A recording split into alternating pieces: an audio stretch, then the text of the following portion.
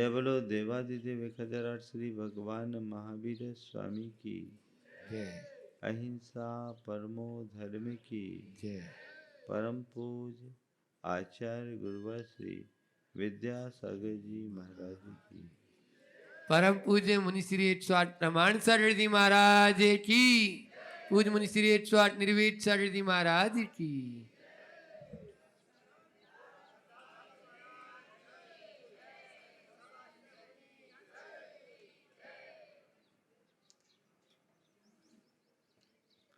हमारे जीवन में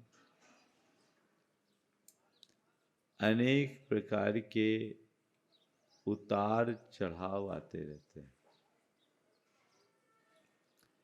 और प्रायः ऐसे उतार चढ़ावों में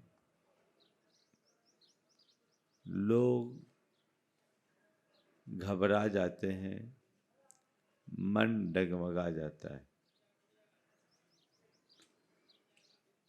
धर्म हमें बताता है कि जीवन में चाहे जैसा उतार चढ़ाव क्यों ना हो, सब प्रकार के उतार चढ़ाव में ठहराव बनाए रखना ही हमारी सबसे बड़ी साधना है। सवाल है तमाम उतार चढ़ावों में स्थिरता को बनाए रखने का।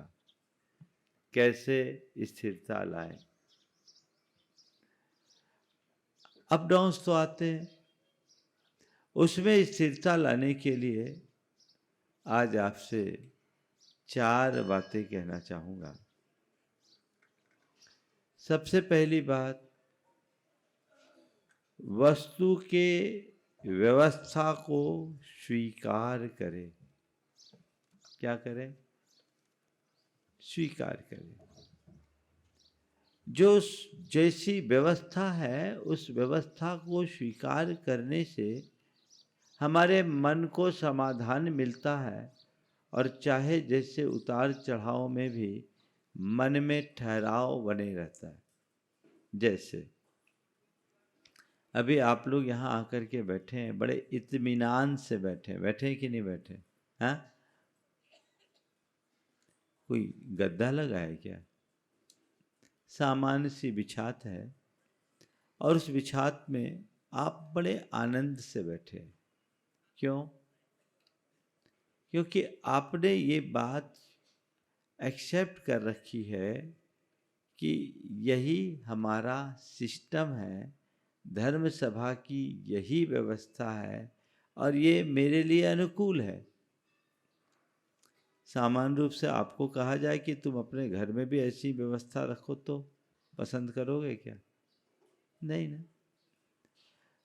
वो आपने एक अलग व्यवस्था बना रखी, यहाँ एक अलग व्यवस्था और यहाँ व्यवस्था ऊंची नीची है तो भी आपको एक्सेप्ट है। आप यहाँ बैठे हैं, आनंद ले रहे हैं क्योंकि ये यहाँ का सिस्टम है, ये यहाँ की व्यवस्था है और हमें इस व्यवस्था को स्वीकार करना है। जहाँ स्वीकार भाव आता है वहाँ आनंद अपने आप आ जाता है।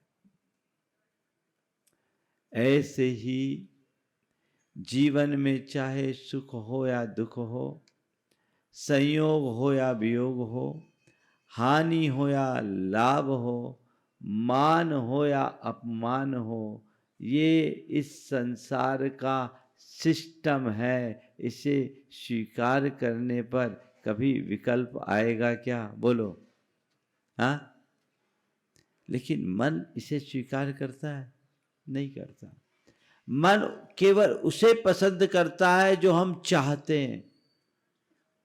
जिसे हम चाहते हैं हमारा मन केवल उसे पसंद करता है और रात दिन हम उसके लिए परेशान रहते हैं। संत कहते हैं तुम जो चाहो वो तुम्हें मिले, ये तुम्हारे हाथ में नहीं है, पर जो मिला है उसे तुम चाहो, ये सब तुम्हारे हाथ में है कि नहीं? बोलो। जो मैं चाहूँ वो मिले मेरे हाथ में नहीं, पर जो मिला है उसे मैं चाहूँ उसे पसंद करूँ या मेरे हाथ में है। तो जो मेरे हाथ में है मेरा ध्यान केवल उस पर होना चाहिए जो हाथ में उसे हम संभाल ले और जीवन को आगे बढ़ाएं। सच्चाई यही है कि ये संसार का जो कुछ भी सिस्टम है वह सब कर्म से नियंत्रित और संचालित है। कर्म ही उन्हें नियंत्रित करता है, कर्म ही उन्हें संचालित करता है। हम उसे स्वीकार करें, हम उसके अधीन हैं और अधीन है। अच्छा है तो हमें स्वीकार करना है, बुरा है तो हमें स्वीकार करना है। अच्छा है तो वो भी टिकने वाला नहीं, बुरा है वह भी टिकने वाला नहीं। ये सारा परिवर्तन बाहर का है, मेरे भीतर का नहीं। अगर ये विश्वास अपने मन में जग जाए तो हमारे जीवन में स्थिरता बनी रहेगी। 4 बातें मैं आप सबसे कहूँगा। सबसे पहले, विधि के विधान पर विश्वास रखिए। पहली बात क्या कह रहा हूं? विधि के विधान पर विश्वास रखिए। ये संसार में जो कुछ भी ऊंचा नीचा होता है ये मेरे अधीन नहीं है, ये पुण्य पाप का खेल है। कब किसके साथ कैसी स्थितियां बन जाए कुछ कहा नहीं जाता। व्यक्ति कभी राजा से रंक बन जाता है, रंक से राजा बन जाता है, अमीर से गरीब बन जाता है, गरीब से अमीर बन जाता है। कब किसके साथ क्या घटना घट जाए कोई भरोसा नहीं। ये खेल विधि का खेल है, पुण्य पाप का खेल है। अनुकूलता पुण्य के निमित्त से मिलती है, पाप का प्रकोप आता, प्रतिकूलता आती है और ये खेल बदलता रहता है। हम उसे एक्सेप्ट करें तो और उसे नकारे तो, दोनों स्थितियों में वे हमारे साथ रहने वाली हैं। तो हमारी समझदारी इसी में है कि हम इस पर विश्वास रखें कि जो चीज़ें हैं वो हमारे हाथ में नहीं।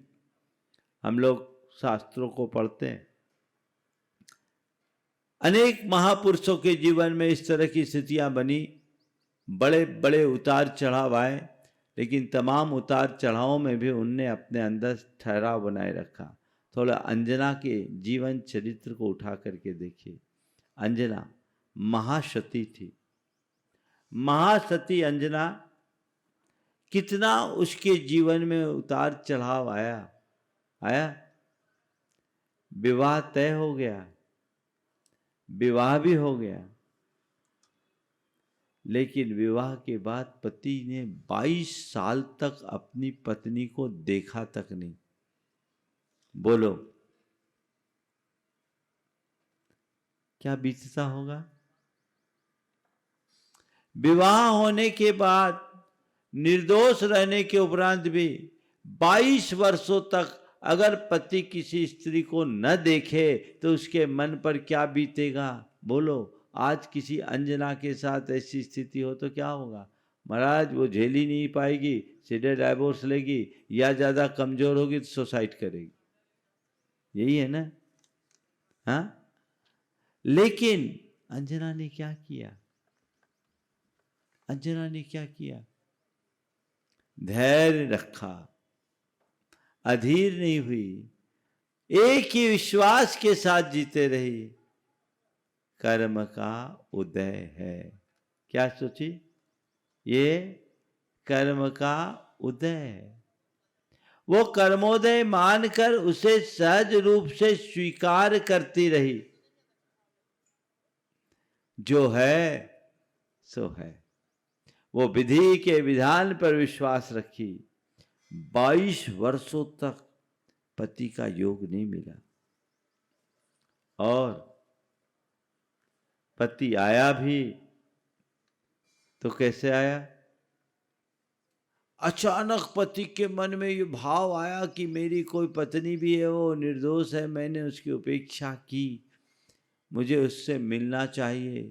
युद्ध के मैदान से वह अपनी पत्नी के पास गुप्त रूप से मिलने के लिए आया। खुशी तो बहुत हुई, पुण्य की एक हल्की सी किरण उभरी, लेकिन ये शुभ संयोग भी उसके लिए और अधिक दुख का कारण बन गया। दुख तो नहीं कहूंगा, कष्ट का कारण बन गया। वह गर्भवती हुई। पौनंजय ने अपने लांछन के रूप में प्रमाण स्वरूप अपनी अंगूठी भी दे रखी थी। पर घर के लोगों ने ये मानने से इनकार कर दिया कि पवनंजय एक वीर योद्धा, युद्ध के मैदान से अपनी स्त्री के पास कोई नहीं आ सकता, तुम झूठ बोल रही हो। उसे कलंकित करार दे दिया गया, पति के घर से निर्वासित कर दी, घर से निकाल दिया गया। सोची चलो पिता के घर जाऊं, लेकिन बाहर कर पिता का दरवाजा भी बंद हो गया। कहानी आप लोगों ने पढ़ी है ना? हाँ, कुछ प्रेरणा मिलती है। और देखो खेल, पेट में कौन है? हनुमान। तदभव मोक्षगामी जीव जिसके पेट में ऐसे महापुरुष, और वो आए और मां पे और विपत्ति आ गई। अभी तक तो कम से कम पति का संयोग नहीं था, पर राजमहल में पल तो रही थी, बाकी सबका सद्भाव तो उसके साथ था। अब तो उससे भी वंचित हो गई, पति के घर से भी निकाल दी गई और पिता का दरवाजा भी बंद हो गया। अब क्या करे? अंजना ने क्या किया? बोलो। रोई, चिल्लाई, गुहार की, क्या किया? हाँ? अंजना ने क्या किया? अंजना ने कुछ नहीं किया, बस ये एक ही मन में विचार किया कि कर्म तुझे यही खेल खिलाना है तो ले, मैं तैयार हूं, खिला। अब तुझे जहां ले चलना है मैं चलने को तैयार हूं। मुझे मालूम है ये जो कुछ भी है ये ऊपर का खेल है, मेरे भीतर का स्वरूप शाश्वत है, उसमें कोई परिवर्तन नहीं होगा। 9 माह तक भयानक जंगल में वह एकाकी विचरण करती रही। 9 महीने तक एकाकी विचरण की। कौन था उसके साथ? बस उसकी एक सखी वसंतमाला। कहने को उसे अबला कहते हैं, लेकिन वह अंजना अबला होकर के भी बड़े बड़े सबल पुरुषों से ज्यादा बड़ा पराक्रम दिखाई।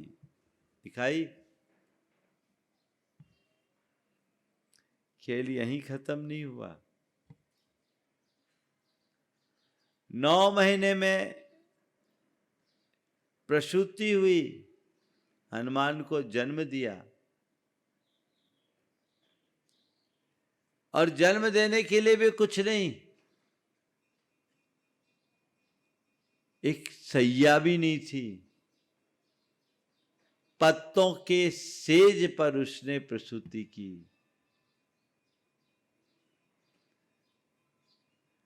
और प्रसूति के तत्क्षण बाद संयोग से उसके भ्राता का उधर से गुजरना हुआ।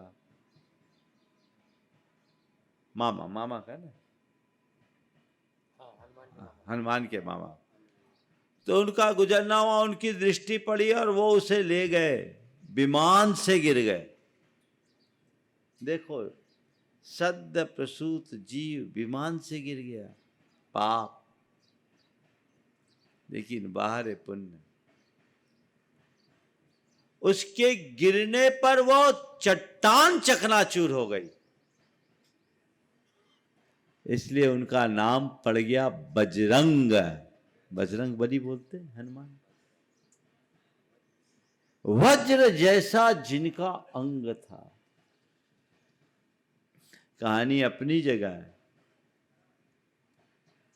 पर मैं आपसे केवल इतना कहना चाहता हूं, आज की तिथि में अपने साथ ऐसी कोई स्थिति नहीं है।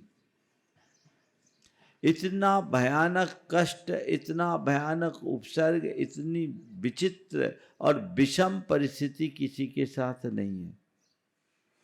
छोटी मोटी बातें हैं। यदि ऐसी स्थिति में कर्मोदय को ध्यान में रखकर, विधि के विधान को विश्वास में रखकर हम चाहें तो क्या सह नहीं सकते? बोलो, हाँ? सहा जा सकता है कि नहीं? ठहराव लाया जा सकता है कि नहीं?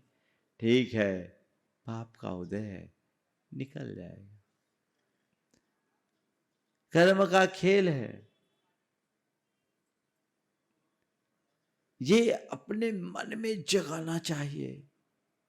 यदि ऐसा विश्वास अंतर मन में विकसित हो गया तो हमारी सामर्थ्य अपने आप मजबूत हो जाती है। और जो लोग इसको नहीं समझ पाते वो छोटी छोटी बातों में टूट जाते हैं। टूटने से बचिए, अंदर से मजबूत बनिए। ये आपको बल देगा, इससे आपको ताकत मिलेगी, इसी के बल पर आप आगे बढ़ पाओगे। तो पहली बात, विधि के विधान पर विश्वास रखे। दूसरी बात, सकारात्मक सोचे। कितना भी उतार चढ़ाव हो ना, अगर आपकी सोच पॉजिटिव है तो आप अपने अंदर स्थिरता रख सकोगे। और आपके जीवन में चाहे कितनी भी प्रकार की अनुकूलता क्यों ना हो, सोच निगेटिव है तो आप में कहीं भी स्थिरता नहीं होगी। अपनी सोच को पॉजिटिव रखिए।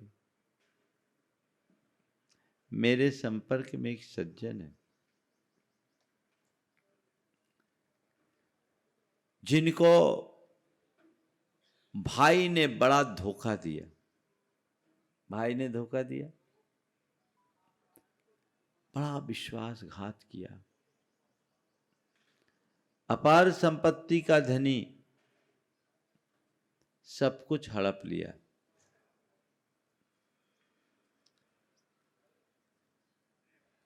कुछ लोगों ने कहा कि तुम अपने भाई पर केस कर दो।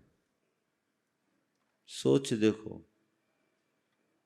तुम्हारे साथ भाई ने धोखा किया, भाई पर केस कर दो। सामान्यतः यही होता और लोग करेंगे क्या? लेकिन उसने जो जवाब दिया वो ध्यान देने योग्य। कहा, जिस भाई को मैंने पिता के समान मान दिया, चंद पैसों के पीछे उस भाई पर केस करूं, उससे अच्छा तो मैं मर जाना पसंद करूंगा। मैं केस नहीं करता। मैं केस क्यों करूं? चलो कोई बात नहीं, मैं तो ये मानता हूं कि भैया ने सब कुछ ले लिया, कम से कम एक मकान तो दिया। अगर मकान नहीं दिया होता तो आज मैं सड़क पर आ जाता। अब कर्म का उदय है, मुझे एक अवसर मिला है कुछ अच्छा करने का। मुझे ऐसा लगता है कि मेरा पिछले जन्म का कोई अकाउंट सेट होगा, रह गया होगा, वो अब सेटल हो गया। मैं किसी ऋण से ऋण हो रहा हूं। सोच में कितना अंतर। और उस व्यक्ति ने एकदम सकारात्मक दृष्टि रखी। हुनर था, गुडविल थी, अपने मित्रों के साथ मिला और मित्रों के साथ मिलकर उसने एक कंपनी बनाई।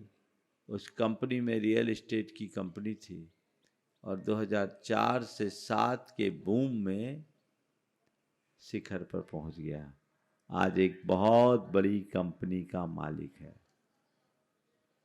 वो कहता है कि अगर मैं अपने भैया के साथ उलझता और केस मुकदमा में लगता तो आज भी केस ही लड़ता रहता, लेकिन उधर न लगकर रचनात्मक दिशा में लगा, आज शिखर पर पहुंच गया।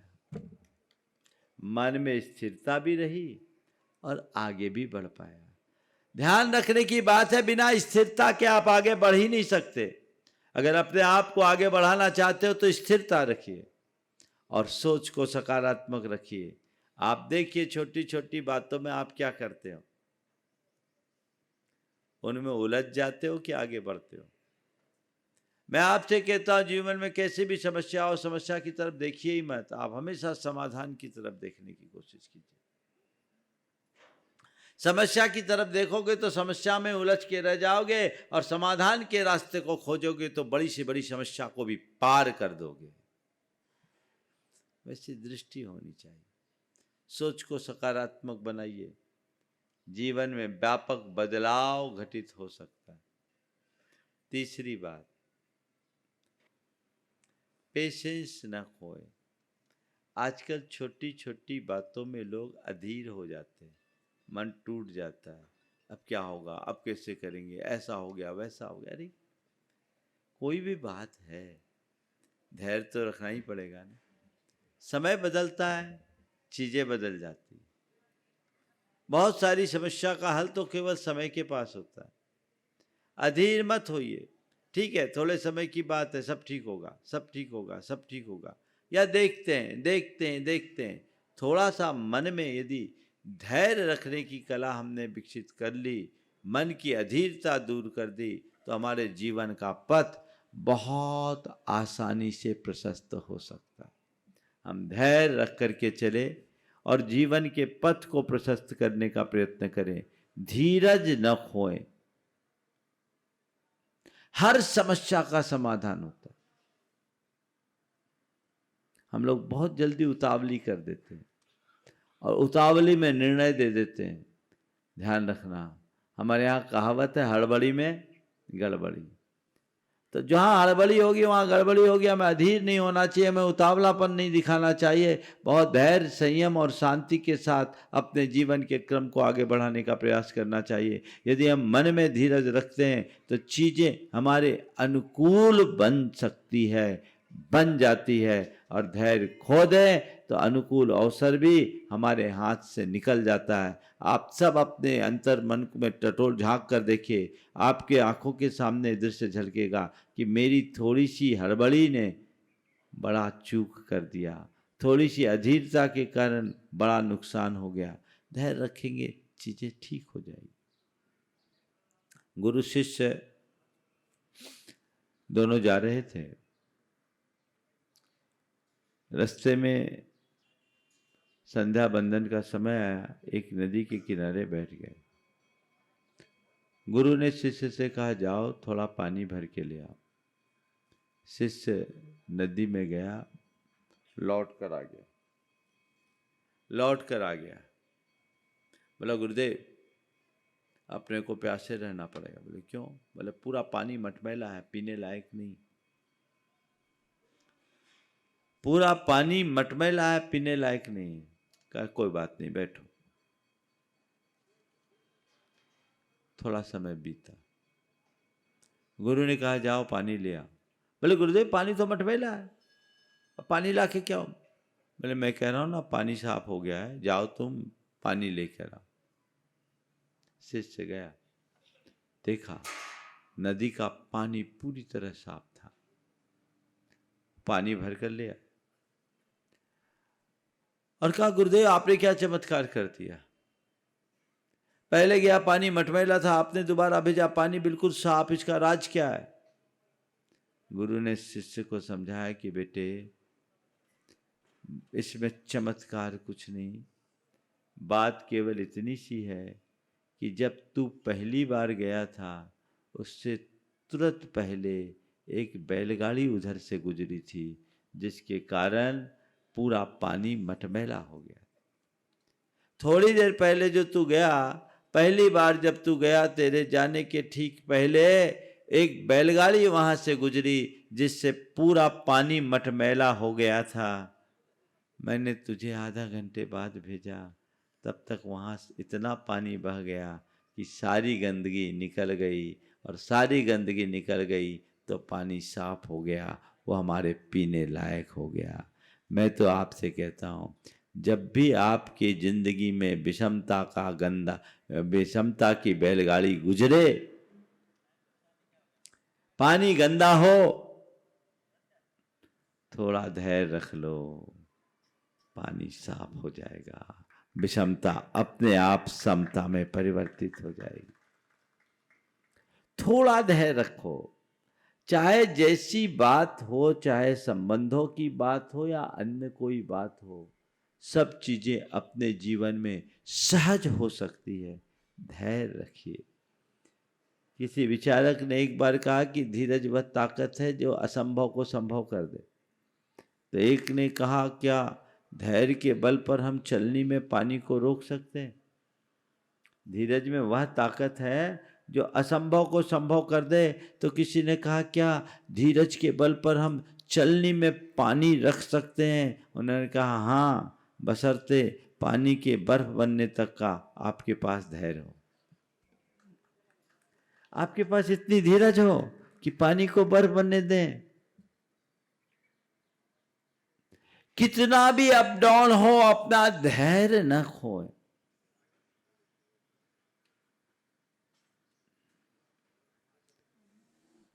हम मुनियों के लिए लिखा, कड़ाके की सर्दी, बिना कुछ ओढ़े बिछाए खुले आसमान के नीचे रात बिता रहे। कैसे बिताए? बोलो, क्या ओढ़ेंगे? आप लोग कंबल ओढ़ोगे, है ना? हम लोगों के लिए क्या कहा? अगर ऐसी स्थिति है तो कहे, धृति कंबलावृता, धैर्य के कंबल को ओढ़ लो। किसको ओढ़ो? धीरज के कंबल को ओढ़ लेने से ठंड की अनुभूति नहीं होती। इसी तरह जीवन में चाहे कैसे भी प्रतिकूल प्रसंग क्यों ना आए, मन में धैर्य रख लो, वो प्रतिकूलता तुम्हें कभी परेशान नहीं करेगी। उस धीरज के रखने से क्या लाभ होता है? हमारा चिंतन सकारात्मक होता है, हमारा आत्मविश्वास प्रगाढ़ बनता है, और जिनका चिंतन सकारात्मक हो, जिनका आत्मविश्वास प्रगाढ़ हो, वही समाधान खोज पाता है। अगर चिंतन नकारात्मक हो, आत्मविश्वास कमजोर हो जाए तो समाधान कैसे पाओगे? हमेशा ध्यान रखने की बात है कि चीजों को बदल पाना हमारे हाथ में नहीं है, लेकिन अपने मनस्थिति को संभाल पाना हमारे हाथ में है, और हम इन्हीं माध्यमों से संभाल सकते हैं। हमेशा एक बात को दोहराइए, मुझे धीरज रखना है, मुझे धीरज रखना है, मुझे धीरज रखना है। ये कला अपने अंदर विकसित हो जाए, चीजें बदल जाएगी। और चौथी बात, आशावादी बने रहें। क्या करें? आशावादी बने, हताशा से बचे। आशावादी बनेंगे, चीजें अनुकूल हो जाएगी। चाहे कुछ भी हो, आशावादी बने। हमेशा एक बात ध्यान रखें, अभी अंधेरा है ना, घबराए नहीं, प्रभात होगा। रात के आगे तो प्रभात ही है ना, अंधेरे के बाद तो उजाला ही है। अब क्या होगा? रात हो गई, और क्या होगा? रात के बाद केवल और केवल प्रभात होगा। मन में ऐसा विश्वास हो, काली रात है। एक आदमी रात को कोसते हुए जी रहा है, और दूसरा आदमी रात है वो ये सोच के जी रहा है कि सुबह होने को है। कौन अच्छा है? रात घनी, रात काली, बड़ी लंबी रात, बड़ी काली रात, ऐसा कहने से, रात को कोसने से क्या रात भाग जाएगी? है? आशा का एक दीप जगा लो, सुबह होने को है। सुबह होने को भी, सुबह होने को है।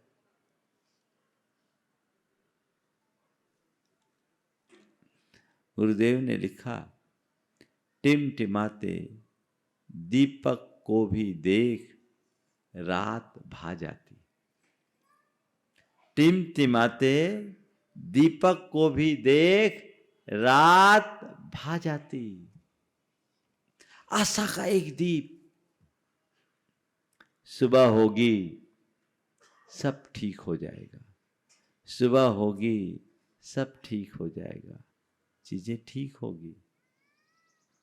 कभी मन में हताशा मत आने दो। देखिए, ऐसे तत्वज्ञानी और आशावादी दृष्टि रखने वाले के जीवन में जब किसी तरह की दुर्घटना घटती है, उतार चढ़ाव होते हैं, तो वो अपने आप को कैसे संभालता है। एक व्यक्ति जिसकी दुर्घटना में मृत्यु हो गई, बहुत अच्छा कारोबारी था, बहुत लमसम व्यापार था, कंस्ट्रक्शन का काम था। जैसा कि आजकल अक्सर होता है, उसकी मृत्यु के बाद उसके भाइयों की नीयत खराब हो गई।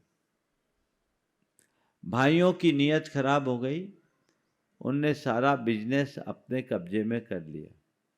जिस समय उस व्यक्ति की मृत्यु हुई, उसके बेटे की उम्र मात्र 15 साल की थी। एक बेटा और 2 बेटियां थी, बड़ा बेटा था। सब उसके चाचा लोगों ने हड़प लिया, करोड़ों का साम्राज्य उनने हड़प लिया। और आजकल ऐसा ही होता, व्यक्ति को लोग नहीं देखते, केवल पैसे को देखते। बच्चे घबराए, 15 साल की उम्र में भी थोड़ी बहुत समझ तो आई जाती है। वो अपने माँ से कहे, माँ अब क्या होगा। माँ ने एक ही बात कही, बेटा घबरा मत, सब ठीक हो जाएगा, घबरा मत, सब ठीक हो जाएगा। और तुम लोग क्यों रोते हो, जब तेरे पापा ही नहीं रहे तो अब पापा के पैसों का क्या। अब हमने पापा के जाने को स्वीकारा है, तो हमें अब पापा के पैसे के जाने को भी स्वीकारना पड़ेगा। अपने भाग्य में होगा तो आ जाएगा, नहीं होगा तो नहीं आएगा। गनीमत ये थी कि उस व्यक्ति का इंश्योरेंस था और मोटी रकम थी, वो इंश्योरेंस का पैसा उसके हाथ में आ गया और कुछ नहीं।